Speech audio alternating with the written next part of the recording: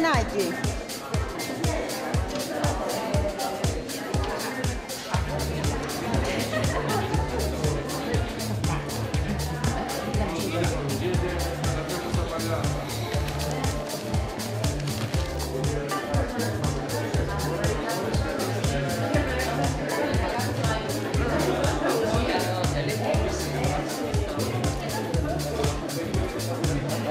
Μπράβο.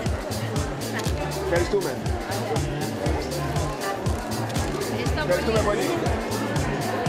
Εντάξει.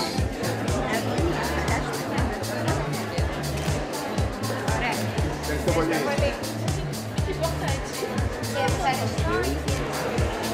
Θα σας έχουμε μία.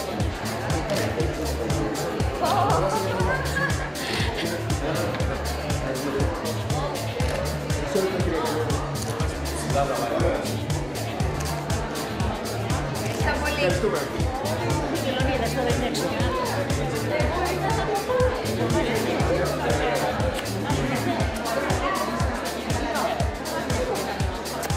Κοιτάξτε, λάβα, παρακαλώ. Εδώ, από εδώ, Παρακαλώ. περίμενα εδώ το παιδί. Το παιδί έβαλε, αφού έχω και εγώ φωτογραφία που θα είναι στην Γρανάδα μου. Θα πάρουμε σειρά για τα συγχαρητήρια. Όχι, ευχαριστώ πολύ. Ευχαριστώ πάρα πολύ. Μας πάρετε. Βεβαίως. Παρακαλώ. Εδώ.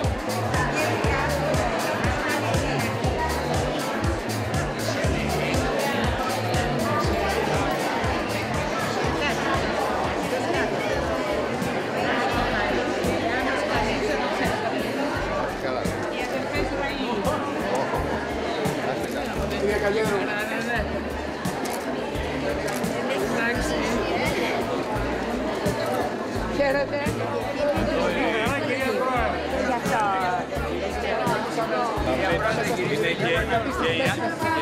Είμαι και από εδώ. Αυτό σας έλειπε. Είναι εδώ η φωνή.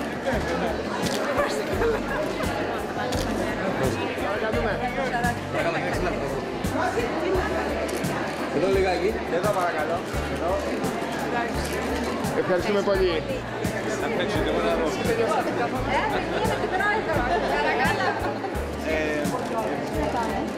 Ευχαριστούμε πολύ.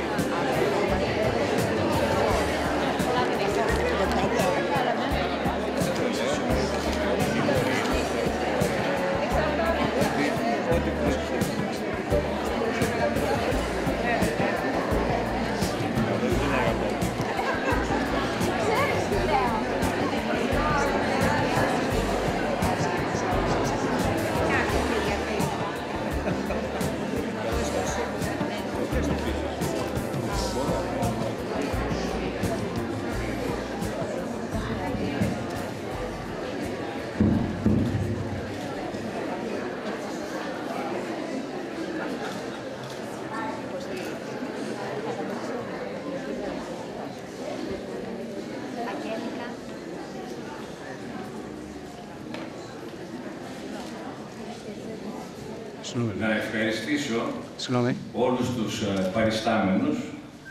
Αθρώα η συμμετοχή. Οφείλω να πω εκπληκτική. Η Γιάννα. Ιδιαιτέρως όμως τις γυναίκες μετά τα 40, οι οποίες αποτελούν τη μεγάλη πλειοψηφία, τους άνδρες γύρω στα 60 και θα πούμε, βλέπω και νεότερους, αλλά οι περισσότεροι είναι εκεί γύρω, που και αυτό έχει μεγάλη σημασία, αλλά ιδιαιτέρως να ευχαριστήσω τους ομιλητές, συνομιλητές της σημερινής εκδηλώσεως, ξεκινώντας από την κυρία Άννα Ψαρούδα Βενάκη, που όλοι την γνωρίζουμε, και παρόλο το μεταγμένο της πρόγραμμα είναι μεταξύ μας, την ιδιότητά της την ξέρουμε, δεν χρειάζεται να την επαναλάβω, και της ευχόμεθα ολόψυχα και σε ανώτερα αξιώματα. Αμήν.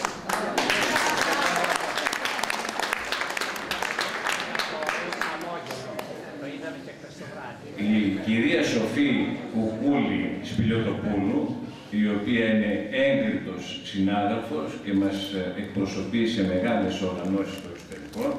Είναι αντιπρόεδρος της Ένωσης Γυναικών Νοτιού Ευρώπης και αντιπρόεδρος της Ευρωπαϊκής Ένωσης Γυναικών Νομικών. Ο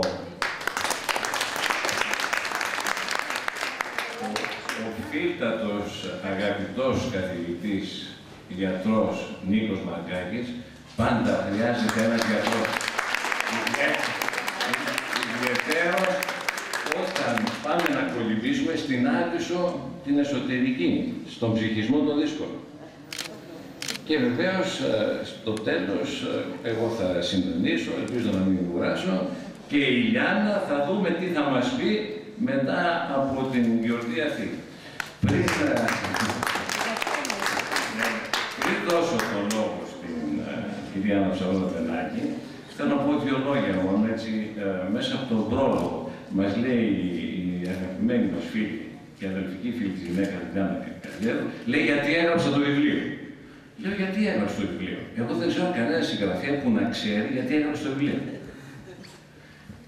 Απαντώντας αυτή την πρώτη απορία, λέει ήθελα να γνωρίσω βαθύτερα και καλύτερα τον εαυτό μου. Δηλαδή, την περιπέτεια της αυτογνωσίας, μια γυναική οδύσσια, να ανακαλύψει η Λιάννα η Καλλιέρου τη δικιά της ηθάκη. Δικαίωμά της. Λιάννα, δικαίωμά σου. Το αναγνωρίζω. Το άλλο σκοτεινό σημείο του βιβλίου της, πάλι από τον πρόλογο, λέει ήθελα να απομυθοποιήσω το γύρας. Εκεί θα είδε στο όνειρό του τον Όμηρο, διότι ο Όμηρος εφρόντισε πρώτος να το απομυθοποιήσει. Πρώτον, η Πινελόπη ήταν άνω το 40. Άνω το 40, διότι ο Τηλέμαχος είχε την γνωστή ηλικία, έλειπε ο άνδρας 20 χρόνια και είχε άπειρους μνηστήρες. Δεν θα έλεγα πώς τους λέμε στην καθημερινή, αλλά ήταν φοβερό. Συνεπώς, καλά κάνεις, Λιάννα μου, να διώξει αυτό το φόβο, κατάλαβες, και να θυμόμαστε και την Πινελόπη και το γέροντα Οδυσσέα, διότι ο Όμηρος μας έκανε να ανατρέψουμε την όριμη γυναίκα και τον όριμο άντρα. Πες τώρα. Που δεν ενέδωσε σε κανένα. Τώρα, αυτό λέει ο Όμηρος. Δεν το ψάξουμε κιόλας.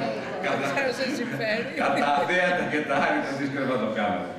Και το τρίτο λέει, να στηρίξω, λέει, τις γυναίκες κτλ. Δηλαδή, χαρείται οι γυναίκες μια νέα ζωή.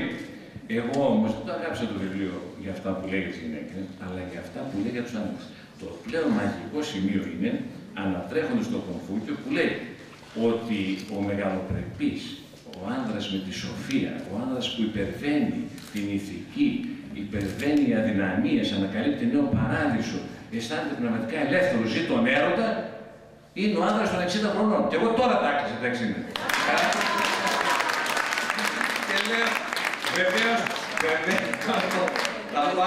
τα βάζει στο στόμα του Κομφούκιου. Τώρα, από εκεί και πέρα, δεν ξέρω αν ο Κομφούκιος ή η Λιάννα θα είπε όλα αυτά. Σταματώ εδώ, διότι ως δικηγόρος πρέπει μόνο να βάλω τελεία και δίνω στο λόγο στην κυρία Αναψαρόδα-Πενάκη.